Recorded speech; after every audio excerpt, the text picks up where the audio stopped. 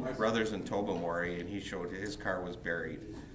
Okay, good morning, everybody. Welcome Police Service Board meeting for February 18th, 2025. We'll get started with the roll call. We have Mayor Grantham is absent with notice, and Jen, our clerk, is absent with notice. Approval of the agenda as written. We have a mover, seconder to that, moved by member Hahn, seconded by member Brennan. All in favor? All right, carried. Any declarations of pecuniary interest for today? None. We'll move right along. We'll jump right in.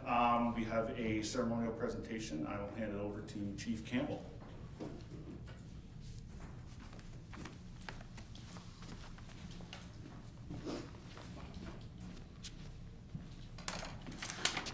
Thanks very much, Chair Paul. I'll just wait for Mel to get sort of.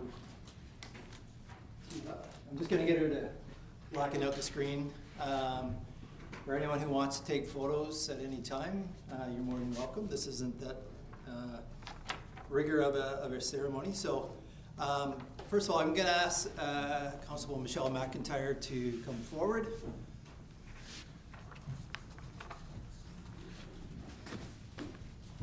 Stand on the X.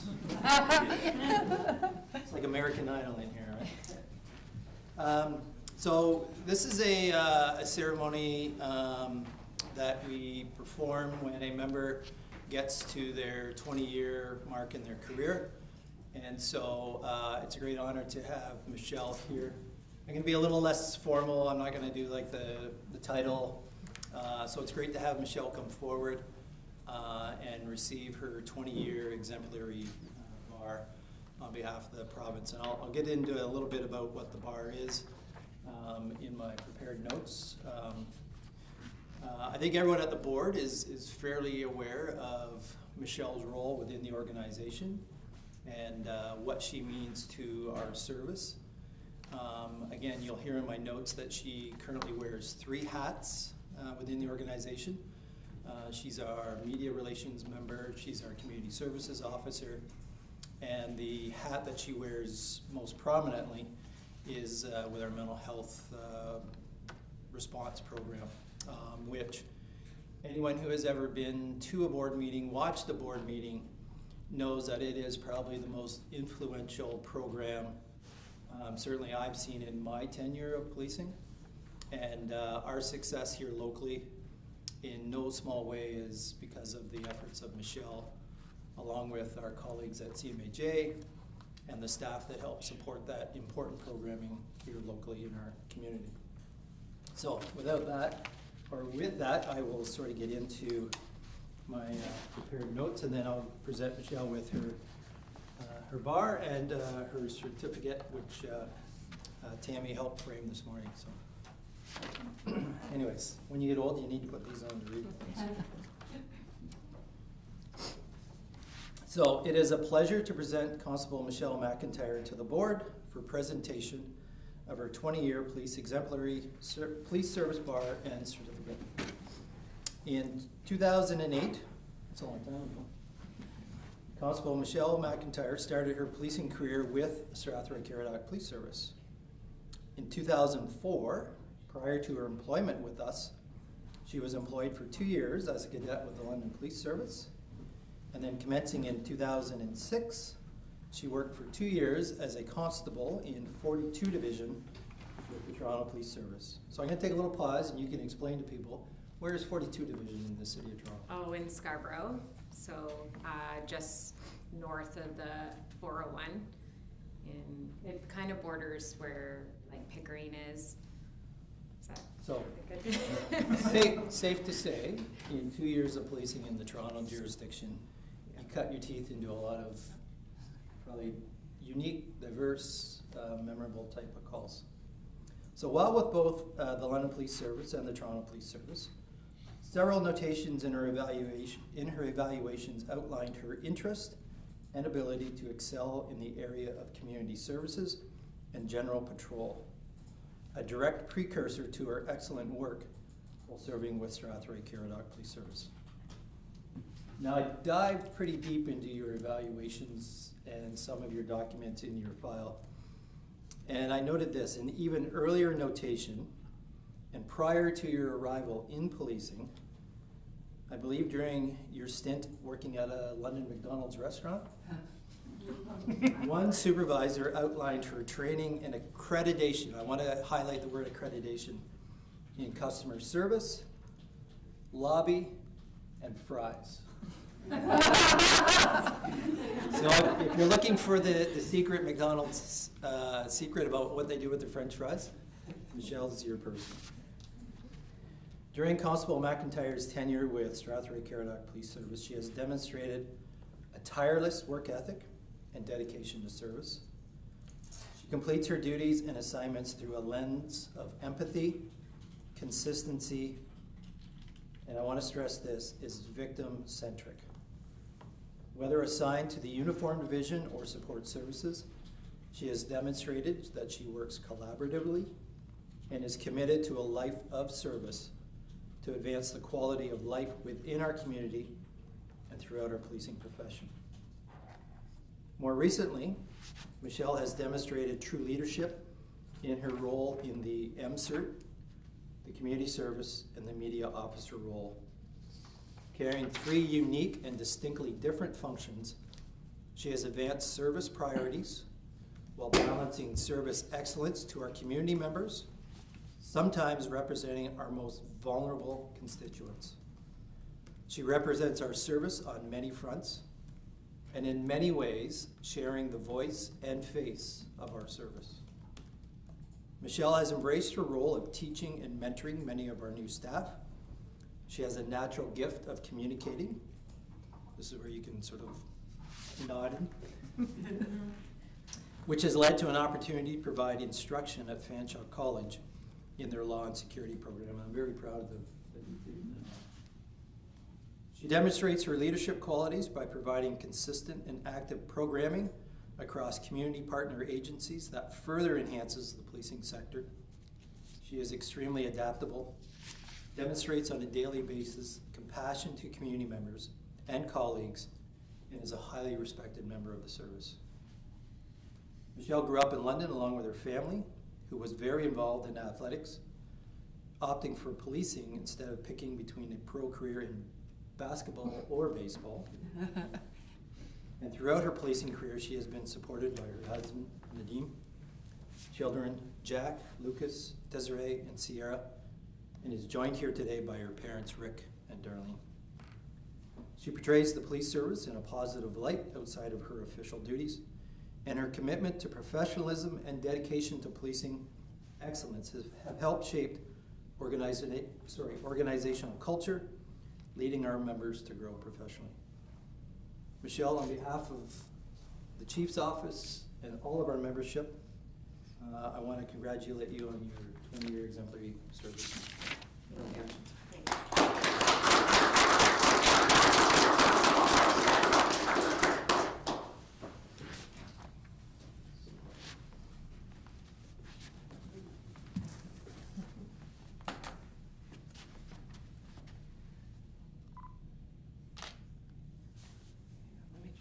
Did I blink? Nope.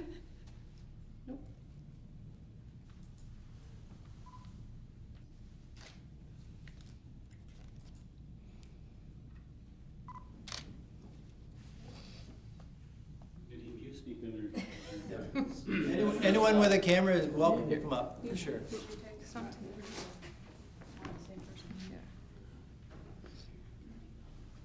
Thank you.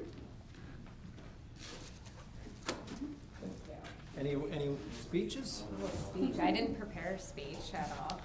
I appreciate the kind words and all the information you shared about my past.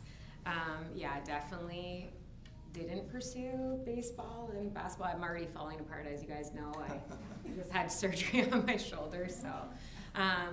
Anyways, I really appreciate you guys recognizing this, and 20 years went by really fast, so.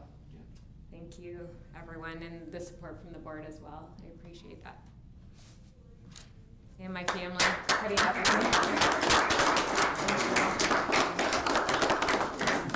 Congratulations, Michelle. Oh, the badge. It's only 20 years of work. joking. Want a picture with your family? Sure, yeah, I'll probably take them outside, just so you guys can Perfect. move forward. Thank you. Thank you, Chief. I just want to echo, yeah, on behalf of the board, Michelle, thank you for 20 years. That's no small feat in emergency services. And especially dealing with the mental health issues, nobody gets into it because it's an easy thing to do. They do it because they're passionate about it.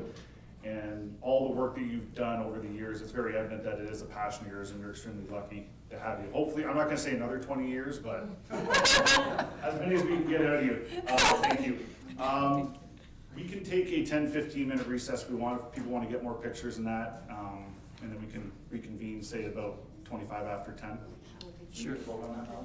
Yeah. I think if we could, and anyone who wants to grab a picture with Michelle, we'll do it in here, because I think the room next door, they're having a meeting, so it might be. Mover for Oh, yeah. recess, moved by member Brennan, Move and seconded by member Hall. All in favor? Okay, let's go for 15 minute recess. all those in favor? All those in favor?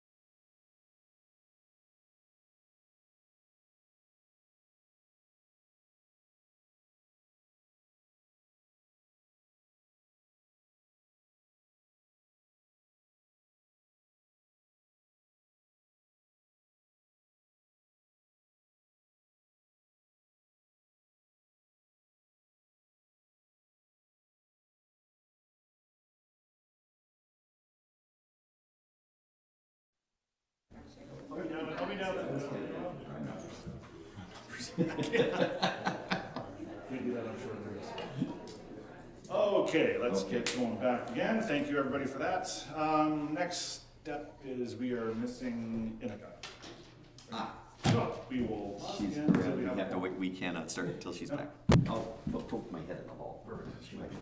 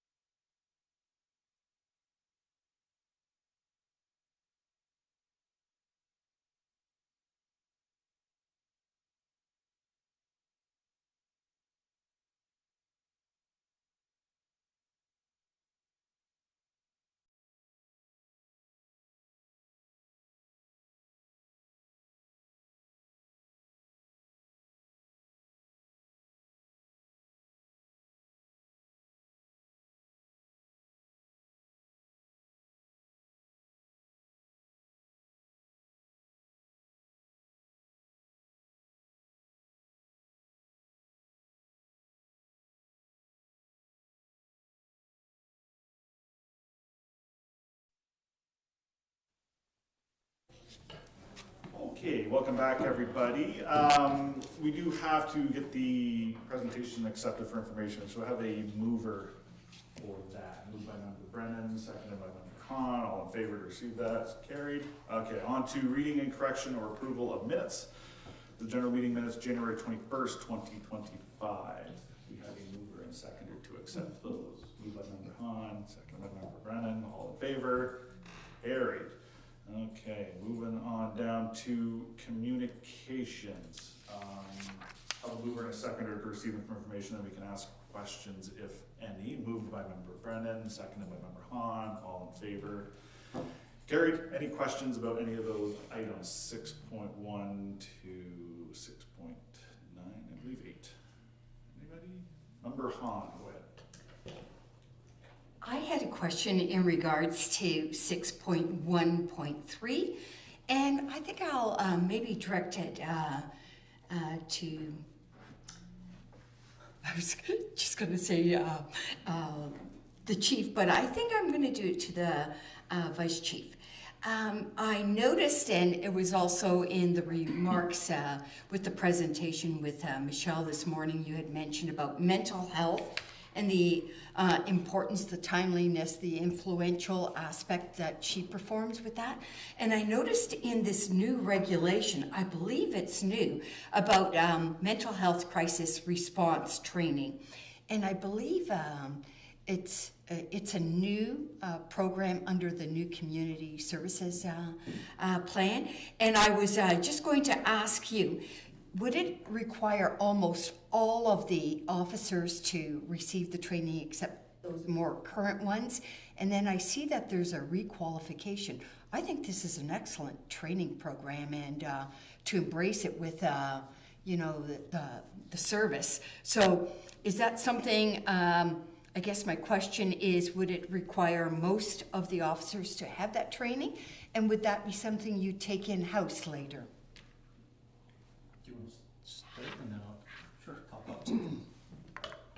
Yeah, so it is a new program that's coming out. It's through, I think it's the University of Toronto, and then I think Waterloo or Wilfrid, yeah. Wilfrid Laurier, yes, is running the program. All of our members will have to take it except for those hired past a specific date, which I believe was 2024. I think the recruits all get this now.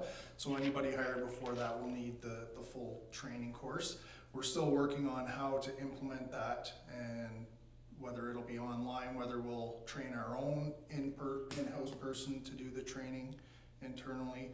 And then there's also like a scenario-based training with that as well, which requires either actors or virtual reality VR training component, which again, we're still working on with another service to potentially purchase the equipment jointly. And sorry, and if I may, just to sort of top it up, it's a timely question. I was on a meeting this morning with my OACP colleagues, and this very topic we talked about. Okay. So certainly it's a requirement under the new act. I think for most of the services, we're trying to sort of navigate through what does it mean, how do we deliver it, what costs are associated with it, both initially and then on an ongoing basis. So there's still lots to sort of navigate. I do know that there is a set of meetings scheduled over the next week or two through some of the program delivery staff who are looking. There is a committee at the OECP level who is looking to sort of create sort of the standardized type training so that this, whether it's delivered here locally or somewhere else in the province, that the training looks the same wherever you're getting it. So it's a very valuable tool, but again, as the new act rolls out, and Ron may want to add some additional comments from the inspectorate perspective, but there is, you know, it's a new lane for a lot of the services to move into, to put our heads to understanding what does that training look like, and more importantly, how it gets delivered in a timely fashion.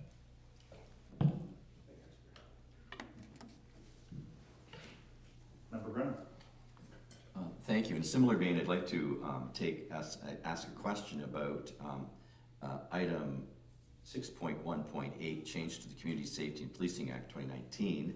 And when we take a look at the attached document, I'm just looking at it now, calling up, so the Inspector General Memorandum 2, the final PDF. If I take a look at it and I go to the bottom of page 1, it talks about, well, actually maybe the top of page 2, it talks about the Inspector of Policing is working to develop additional process and information for the policing sector on the IG's assessment of the delivery of adequate and effective policing. This will include ongoing assessment of the, quote, status quo of the adequate and effective police service delivery and governance, as well as specific considerations to process for time-sensitive assessments. It goes on. But it talks about the Ontario Association of Chiefs of Police and the Ontario Association of Police Services Boards. And to me, it sounds like the letter is, as put out by the Inspector General of Policing of Ontario, Ryan Teschner, some kind of process that involves a partnership between the Inspector General of Policing and the police chiefs and the police boards. And I'm just wondering, maybe through to the chief or to our representative from the IG or Ron, is this a collaborative approach? And as a police service board, are we going to be taking here a reactive or a proactive approach to this process? Because I'm trying to understand what our role will be in this process. And so maybe through the chair to Ron first, and then maybe the chief, who would have the Chief of Police of Ontario perspective. Thank you. Thank you, and through the chair. So the intent of the Inspector of Policing is to work collaboratively with boards, services, and stakeholders such as the OAPSB and the OACP in an effort to provide and learn best practices and to provide support service through multiple veins, one of which is, of course, is the advisory role that I play, but also through some inspections to determine where we can establish best practices to encourage agencies to take on those best practices. Obviously, boards are independent agencies, and suggestions would be that this is a best practice, and there's a whole multitude of factors that go into that. The A&E standard itself takes into the fact that there's small, medium, and large agencies, and municipalities and communities have different expectations of what service delivery model looks like for their individual communities. Obviously, agencies like Toronto are not sending somebody to break into a garage. whereas an agency like Strathroy likely sends somebody to a B&E to a garage because that's an expectation of the community. So long story short, is that yes, we see ourselves as collectively building excellence in policing for all of the province in Ontario, no matter whether it's a small, medium, or large community. And we definitely want to work together in a collaborative approach. If I may, just to add some additional comments. The Inspectorate of Policing was at a recent OACP board meeting where they delivered and initiated the sort of the Center of Excellence idea about best practices. And if I can sort of describe it this way, that I think the Inspectorate's first role is to get a true sense of what does the policing sector look like in the province of Ontario. Because prior to that existence, the ministry used to do individual inspections on police services and sort of held them all to a provincial standard, whereas I think the Inspectorate is trying to sort of look at it from a more holistic approach of what does policing look like and what does it mean to communities. And again, acknowledging that adequate and effective is a sliding scale assessment, depending on what individual communities may or may not be holding up as what they're wanting or expecting their local police service to do. So I know from the OACP perspective, they're very supportive of there being a place for there to be an inventory of best practices that police services are undertaking that may not be a one size fits all, but an opportunity for, say, a service our size or a different service, perhaps to take programming that we are doing and tinkering it to fit their local needs. So it's that inventory of practices that I think policing services should be looking at and saying, hey, that works really, really well. Perhaps we didn't think of it, perhaps we hadn't modeled it that way. So I think it's a real great opportunity to sort of continue to advance that line of enhancing policing services in the province. Member Hahn. I had a follow-up question, and this is for Ron. I know I wasn't able to attend the meeting at the beginning of February where I believe you met at the police station with a number of people and reviewed the survey that we had brought and completed, again talking about the collaboration that the chief just brought forward again. Was there anything that maybe we should be aware of that came out of that meeting, or information? I know you're looking at best practices of many different services. So the tour stop, as it was called by the Inspector General, was really an opportunity. It was almost like the first meet and greet for the service. The Inspector General really kind of outlined the different pillars that exist within the Inspectorate. So one of the things the Chief talked about was, prior to the Inspectorate coming into fruition or formation, policing was almost a splatter of different practices across the province. And yes, the OACP had conversations and the OAPSB had conversations, but there was really no way of collating all the information to determine those best practices. So one of the areas that the Inspectorate has is a data management pillar. And they participated in the meeting that took place here, just for them to understand some of the ins and outs of stuff. But it was really just an introduction to the Inspector General.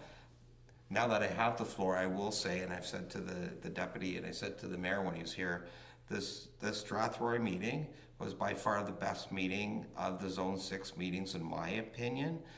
Not because of what the IG brought to the table, but what the service brought to the table and the board brought to the table. The sergeant, you were present. were you was he present? No, it was the staff sergeant. Staff sergeant. The staff sergeant that was present brought great questions to the table. The mayor brought fantastic questions to the table.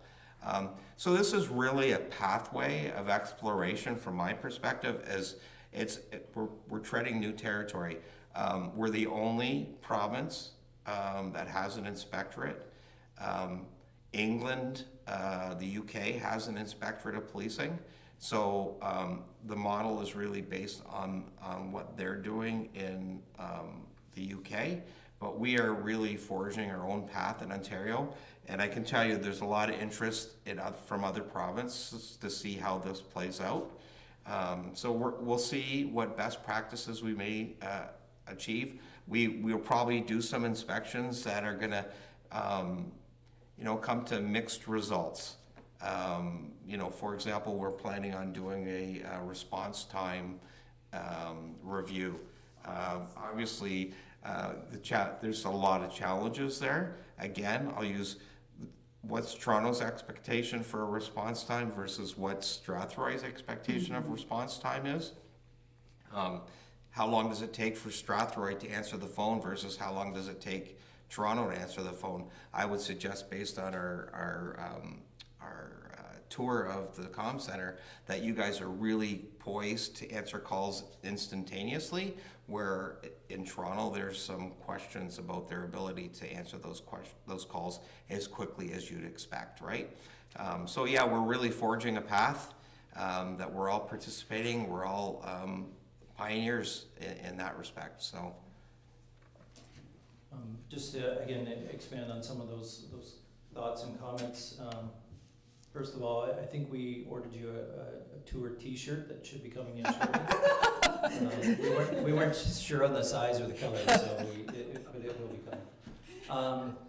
I just want to make one comment, and it's the fact that Ron, who is here on a monthly basis at our meetings, representing the Inspectorate of Policing, I think demonstrates quite clearly the interest, the emphasis on the inspectorate to be part of the conversations, not only from an operations side, a governance side, because that wasn't always the case in policing. And so I think that there is a sharpening of the focus between those three entities, the inspectorate, the governance, and the operations, so that we are continuing to advance forward with how we deliver policing services in this province. And again, I think the proof is in the pudding, as my grandmother used to say. The fact that Ron is here on a monthly basis, contributing, present, answering questions, providing clarification when required, helps us stay on the path to proceeding to moving the profession forward. Mr. Chair, just one final thing. Go right ahead, yep. So one of the really important parts of the most recent reissue of that memo, 1.1, was the fact that under the when the Act was first formed, the expectation was that if Strathroy Police required assistance from another agency, no matter what time it was, they were going to call the Inspectorate of Policing for permission. And unfortunately, there's only 6 of us, and how you were going to divide that up, I don't know. So that quickly got changed, and it got changed to the board's responsibility. Well, we quickly pointed out that, I don't know, Mr. Chair, if you want to answer calls at 2 o'clock in the morning because Strathroy needs to borrow a breath tech because for whatever reason. So what's changed now is now the chief, who rightly so should have the authority to make decisions, and I would suspect the chief actually has empowered his people to make those decisions as required, with the appropriate notifications going to the IOP and to the board to let you know when those services are needed, right? So that's really the big takeaway from that particular memo, is relieving you of this need of being called in the middle of the night. Yes, I appreciate it. I think there's going to be growing pains, so it's nice to see that the inspectorate's on top of it and making changes as necessary and open to change and feedback as well. So thank you very much. Any more questions on those items before we move on? I think we already voted them in. So on to number 7, review of monthly police service reports. I'll turn it over to the chief if he wants to speak to any of those, and then we'll vote them in. Thanks again, Chair. Again, start of a new year. So again, we're back into comparisons. And again, those early in the year comparisons doesn't seem like it's a large data set to be comparing. I'm not going to pull out anything individually. I'll sort of wait if there's any questions from the board. But certainly, I'd be happy to answer any questions. Any questions from anybody about any of those items? Yep, Member Hahn. I had a question in regards to 7.2, the Community Services Report. And I know I've been reading, on MyFM and different social media about the protocol with SMGH and the OPP in regards to mental health coming for support at the emergency department. And I noticed on the second last line, I haven't pulled it up right now, but it talks about, there's going to be some frontline training. And I wondered if that was also involving officers, or was it primarily at the hospital emergency front line? Excellent question. So through the chair to Member Hahn. So just a little bit of a history on the hospital transition protocol. It was created back in 2015-ish, I think. It was a Ministry of Health initiative along with, at the time, Ministry of Community Safety and Correctional Services, I think was the official name back then, which is now the SOLGEN. Meant to really create lines of communication between policing services, hospital ERs, about transitioning patients who were brought in under the Mental Health Act. So we finally have reached that agreement. And basically it's a handoff type protocol agreement about notification, so communication of when you're bringing someone in, assessments, reviews of security concerns, and then who takes care or control of the patient. And I want to stress patient, not prisoner, patient. So it's been a journey to get us there, and a number of factors why it took so long, including changes in leadership personnel across 3 different agencies, but most importantly making sure that the language in the agreement was the right language for all 3 agencies. So we've now have landed on a completed agreement. Very important in that agreement is that there is training. And the training that will be undertaken will involve staff from our service, Middlesex OPP, along with hospital staff, particularly staff in the ED department. The training is being crafted by Michelle, is representing our service. Her colleague at the OPP is fronting the OPP, and the hospital have staff from their agency contributing in creating a framework for that training. The initial training is actually going to focus on our frontline supervisors, who have a critical role to play in this agreement working seamlessly. If there is challenges between, say, our service and the ED staff about how and when a person or a patient is transferred, we want our supervisors to be engaged in those conversations. So that's why it's critical that they're at the front end of that training. But it will involve all of our uniformed staff, along with Middlesex OPP members, and a large swath of staff from the ED. Very good, thank you. Member Brennan. Thank you very much. I have a question regarding one of the reports in 7.1 monthly activity report, specifically the January CID report PDF. Looking at here, a particular concern is the second bullet point, which is the January 28th incident of public mischief and or swatting. And I know we're not really supposed to get into maybe operational issues here, but I just want to ask the question, are there any resources required by the police service or the dispatch unit in terms of software and or other funding to help us come up with a strategy for effectively dealing with swatting incidents in terms of maybe being able to find out where the call comes from, or in some way slowing the process down, I suppose, so that we don't have our resources being directed by hoax calls. Because when a SWAT, when this happens, valuable resources are drawn away for a bogus event, or maybe are not available for an actual event. So I'm concerned on two fronts: the innocent people who are affected by the swatting, and the misallocation of our resources due to a hoax. So I'm just asking about that, because I think it's quite important, and just wondering if there's anything the board can do to assist in the police service dealing with this more effectively. So an excellent question, and this will through the chair to Member Brennan.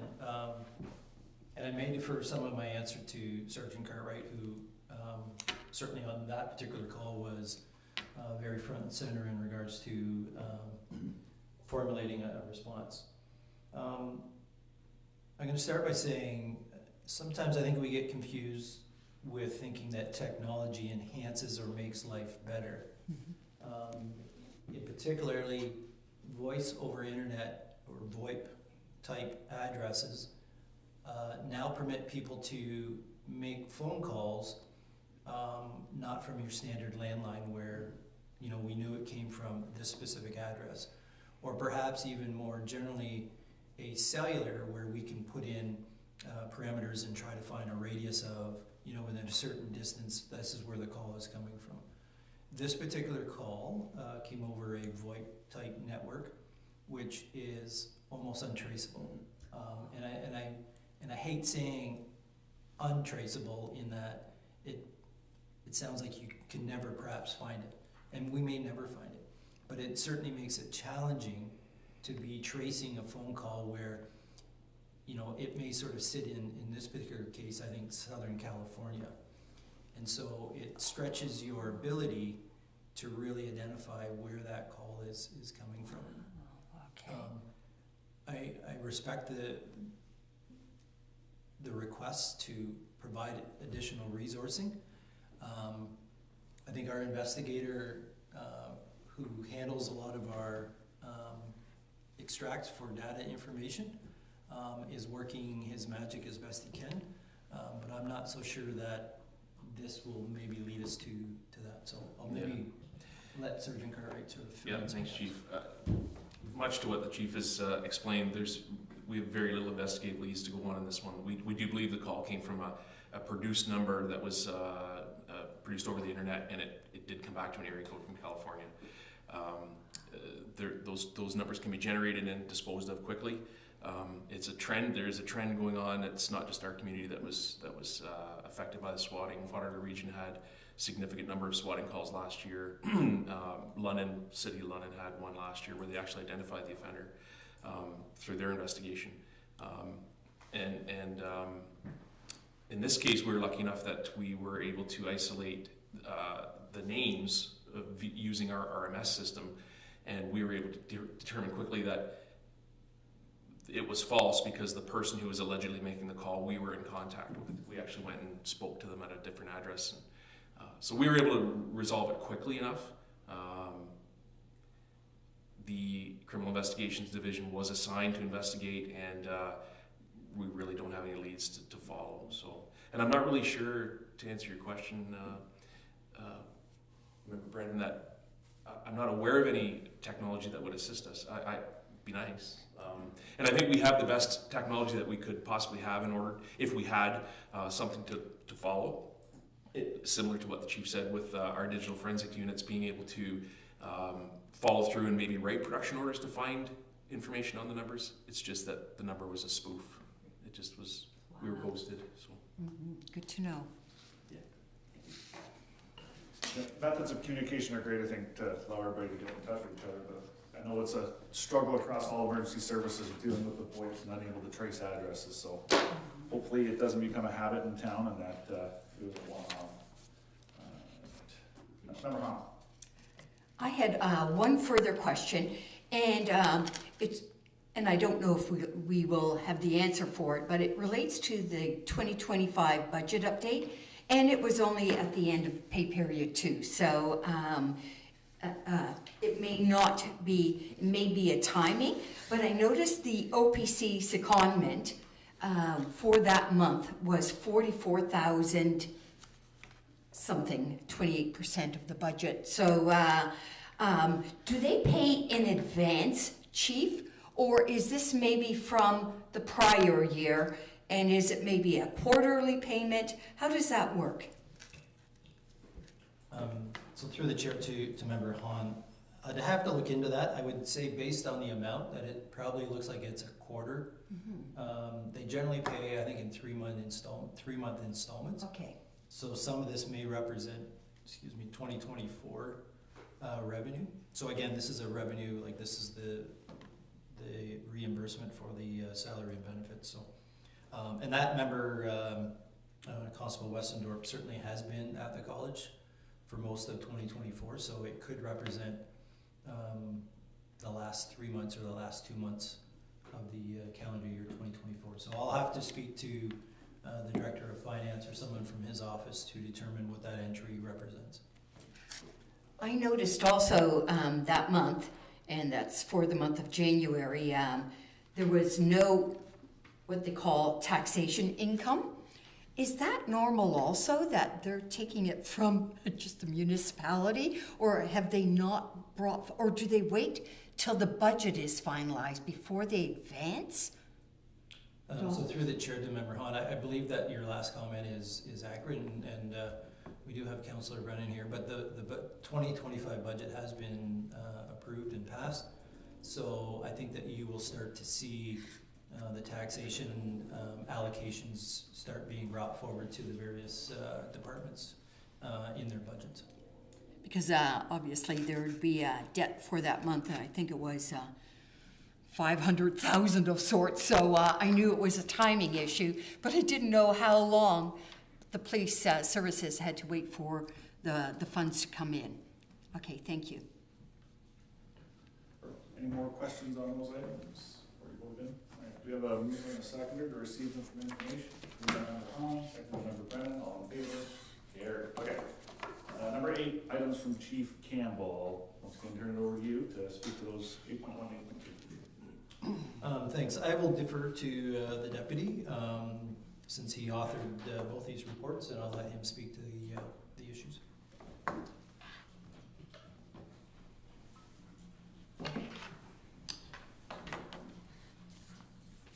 So annually, we need to report on the Missing Persons Act, and it specifically refers to how many times we use the act to obtain information in an emergency basis. We only used it twice last year. I'm just pulling up my stats here. We only used it twice last year, once to obtain video surveillance and once to access telephone records through a telecommunications company.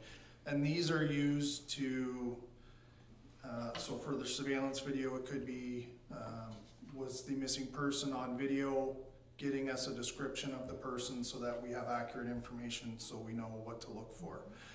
Telephone communications could be cell phone locations of where the person may be, so a geographic location. It could be data on where the phone was last used, so if they're using their phone in, say, Hamilton, it narrows our search down for, and these are urgent situations, these aren't, I believe one was a missing elderly female with potential dementia issues that, you know, it makes the search for the person that much more urgent. Are there any questions on that report before I move on? Member Hahn. I was going to ask you, I know I went online just under our website, and I couldn't pull up the 2023 stats for that. I know in 2022, we've had 0 for many years. Do you know what the 2023 was? I couldn't seem to pull it up. Off the top of my head, I believe we used it 8 or 10 times in 2023. There was a the missing youth, where Oh, it yes. took us a substantial amount of time to locate her, and we did use these. Mhm. Yeah, so it was definitely a lot higher in 2023 than 2024. That's what I thought. And if I may just add additional comment, the idea of the annual report really is to add guardrails to the legislation to ensure that police services are not misusing or abusing the option to dig into and retrieve information for non-emergency, non-critical related issues. So, and I would say the biggest challenge sometimes is not getting the information, but sort of navigating with, say, another agency as to the legislative authority we have to access the information. Not everyone from within the, well, I would say members of the police service and certainly members of the board who hear it have an understanding of the authorities that we have. But when you go to another organization and say, we need this information now, and their first and sometimes only concern is privacy of information, there's sometimes some reluctance. So there's some ongoing communications that need to occur to help explain where we lie with the legislative authority. So again, the reporting is really, it's a guardrail sort of purpose so that policing agencies aren't misusing or overstepping their reach in regards to accessing information. Good point. Did you also speak to 8.2, the public complaints report? Yes, so annually, we also need to report to the board on the number of complaints through, well, it used to be OIPRD, it's now the Law Enforcement Complaints Agency, or LECA. As you can see, we've had 2 public complaints received by LECA. One was screened out, the other one just came in January, but it referred back to 2024, so it's still in the works. We're waiting to hear back from them on their direction as to whether we need to investigate that or what the case is. As you can see in the bottom, we do a year by year regarding total incidents. It stays relatively the same. The total number of arrests for last year was 506, which was up from 2023. And as you can see, our complaints have dropped in the last, since 2022, where we had 8, we're down to 2 for 2024. Again, body-worn cameras, with the implementation of those, in-car cameras, you know, everything's recorded. People know that, and you know, sometimes they would come forward with complaints that were frivolous or vexatious, and this kind of eliminates that for the most part. Any questions? Again, if I may, I will sort of just pump the tires of our members and certainly those in leadership positions in our organization, in that, you know, community relations matter. And so the way that we execute our duties, the way that we emphasize professionalism, empathy, train our members, I think are reflective in the low numbers of complaints that we get. Certainly the use of body-worn cameras and other technologies help tell the stories, but it starts and stops with really the type of members that we have in our organization and what policing in this community means to them. And I think it's demonstrated and paints a pretty clear picture of how we expect to act in the community. And I think that we get that back from our community members. Perfect, thank you. I think it goes to show the benefits of having a local police force with people that have built those relationships with the public, and it helps out, so good work. No more questions. We'll vote to receive them from information. If we have a mover by member Brennan, second by member Hahn, and all in favor. All right, number 9, inquiries or comments by members. We'll start to the right with member Brennan. Nothing other than the fact that the meeting is being chaired wonderfully.